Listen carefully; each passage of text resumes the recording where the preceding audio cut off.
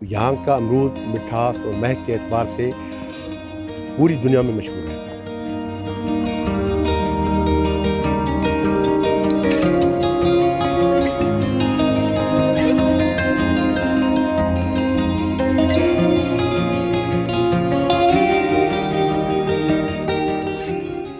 और लाड़काना के अमरूद में और किसी और इलाके के अमरूद में फ़र्क ये है कि यहाँ की जो मौसम है, यहाँ का जो एटमॉस्फेयर है वो अमरूद को सूट करता है।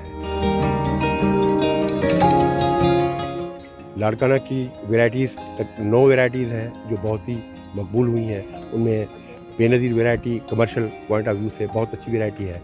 इसके अलावा सीडलेस अमरूद गावा है जो लाड़काना का है, वो बड़ा बहुत अच्छा है। उसके अलावा एक पिंक गावा होता है, वो लाड़काना का है, वो भी उसकी खूबसूरत बहुत अच्छी है। उसकी मिठास महक अपनी मिसाल वो आप है। और रियाली, रमज़ानी, फदहारामी, सिंधी वंगू और एक सिंधी अमरूद, वो छोटा सा अमरूद होता है, वो भी बहुत ही प्यारा अमरूद होता है। खाने में बड़ी उसकी मिठास होती है। अच्छा जी, ये बेनज़ीर वैरायटी, ये अमरूद जो है, ये आप देख रहे हैं, ये बेनज़ीर वैरायटी अमरूद है। ये हमारे लाड़काना की वैरायटी है, लेकिन पैदावार बहुत ज़्यादा देती थी। हमारे यहाँ लाड़काना में एक ज़माने में, ये 90 की दहाई में कमिश्नर हुआ करते थे मोहम्मद हाशिम जगारी साहब ने।